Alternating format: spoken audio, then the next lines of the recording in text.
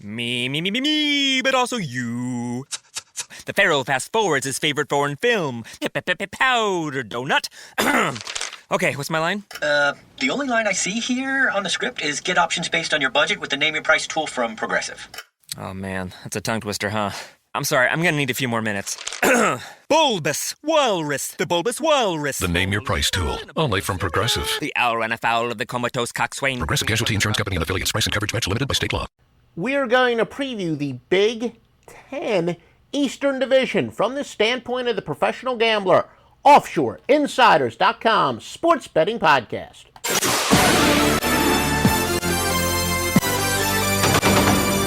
Thank you, folks. Very pleased to say we've gotten a lot of new listeners during the college football previews, the SEC East, SEC West. Make sure if you haven't heard those, go back and listening wherever you do listen to your podcast. But again, if you're a new listener, please, and you do like these podcasts, we ask that you vote for us at iTunes or Stitcher. Rate us, give us 5 stars. The experts tell us that will help us show up better in search engines. And of course, the more listeners we have, the more we will update with free information. All right, Ohio State is the favorite at minus 370 to win the Big Ten East, followed by Michigan State at plus 600. Next is Michigan at plus 1,400, followed closely by Penn State, plus 1,550. Now let's get to the long shots. Maryland plus 6,500, Indiana plus 7,500, and Rutgers given almost no chance at plus 13,000. We're going to take a look at a preview from a betting standpoint, what things to look for both from a spread and over-under standpoint. Obviously, Ohio State the overwhelming favorite. Braxton Miller, that was going to be a 3-headed quarterback battle, probably the greatest of all time. Now it's going to be 2-headed. Braxton Miller agreed to switch to the wide receiver, and he, a tremendous athlete, just makes Ohio State more of a threat, and who knows, maybe some trick plays could be run with 2 quarterbacks out there at the same time. Now it looks like Cardell Jones and J.T. Barnett fighting for that starting position.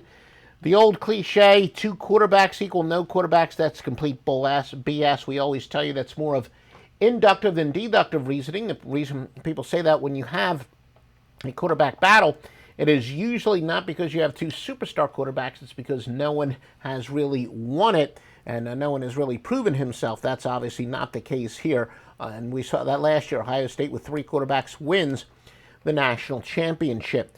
Now, star running back Ezekiel Elliott and 4 offensive starters are back. See, that's the thing. Everybody looks at the quarterback position, and who knows, maybe Braxton / Miller as a Heisman candidate. Ohio State has as many Heisman candidates as you're going to get, because Ezekiel Elliott also very legitimate at the running back position. 4 offensive line starters back, 7 starters on both sides of the ball. Still, Ohio State, very tough to repeat, to say the least. They kind of snuck up on some teams that are really building more towards this year. No longer going to have that element of surprise. Still, college football, the one and only sport where big favorites tend to do well. Ohio State may think about style points, obviously, if Ohio State goes undefeated. Of course, there's a 100% certainty they'll make the Final Four, but you never know if you're going to get that one loss. So, again, Ohio State might still have some motivation to run up the score, but it's a general rule of thumb. We have found that going against champions early the next season in pro and college sports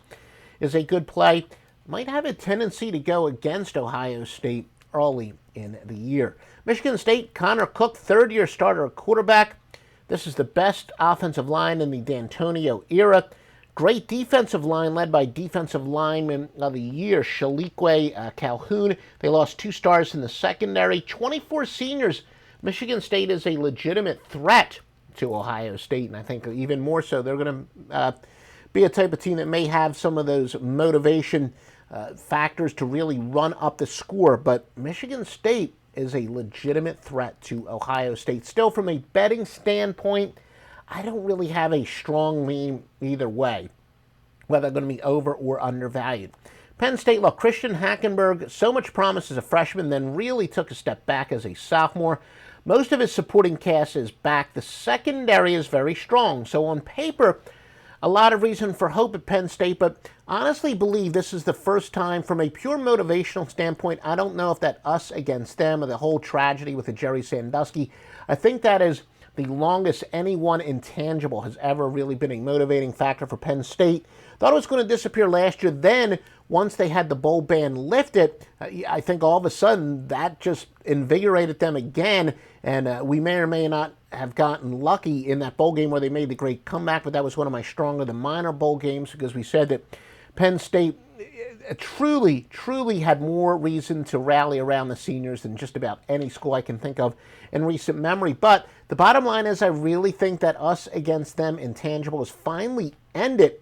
And I really think Penn State will probably be a negative spread team this year.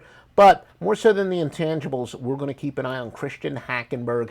Is he more like the freshman that showed some promise, or is he going to continue to take steps backwards? Look, Michigan, we know they have Jim Harbaugh. Should be a coaching improvement there over Brady Hoke, but don't expect all that many miracles. Built on defense. 24 of the 29 guys in the final depth chart on defense are actually back. Line is really the only defense, the only decent part on offense, but I do think where the coaching change will make a big difference with Jim Harbaugh is going to be on the offensive side of the ball. I think he'll invigorate the offense. And you're going to get a few low totals this year. I think Michigan might be a surprising over team. For Maryland, the offensive line is bigger and better. By the way, we're going to continue on.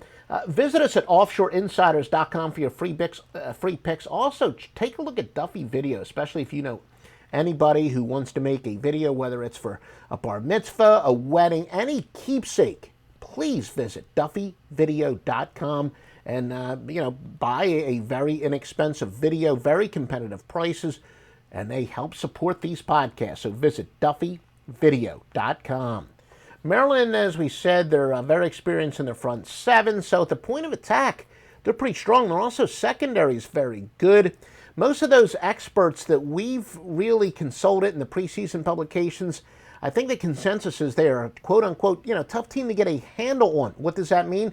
Predictably unpredictable. Those of you who have not won with Joe Duffy's picks over the years, well, first of all, welcome aboard. You're going to win a ton this year. Predictably unpredictable. What that means is, especially if they're an underdog off of a terrible game when they got blown out, that's usually when you want to go with them. Conversely, if they're a favorite off of an impressive effort one week, would be the time to go against. Maryland is going to have, I think, a lot of ups and downs this year, where one week they're going to look great. The second week, they look tremendous. And Maryland's a type of team that squares don't want to bet on, and the odds makers also hate, but we sharps love them. We will actually bet on the unpredictability.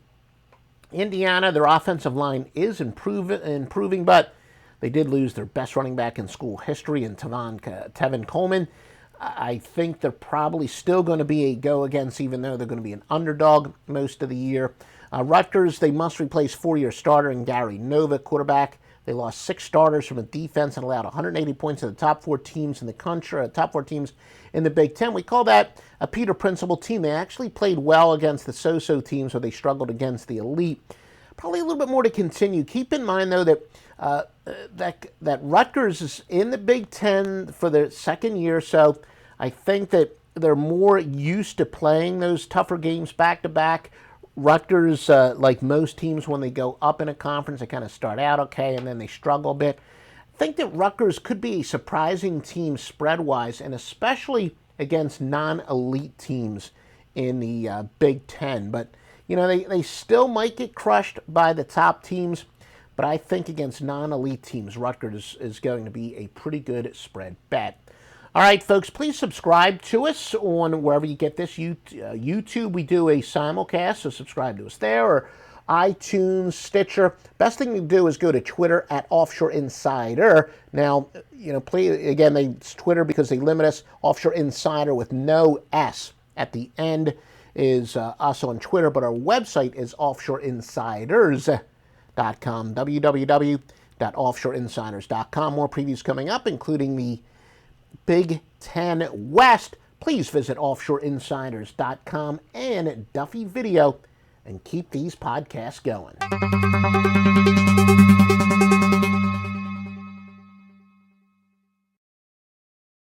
Once upon a time in a convenience store, a woman asked, "Which zero-calorie drink will I like more?" The cashier said, "I have a thought. Coke Zero Sugar always hits the spot." The taste made her heart fill with laughter, and with her Coke Zero Sugar, she lived happily ever after. Coca-Cola Zero Sugar, unbelievably delicious. No trip to the store is complete without the unbelievably delicious zero-calorie taste of Coke Zero Sugar. Pick some up at 7-Eleven today.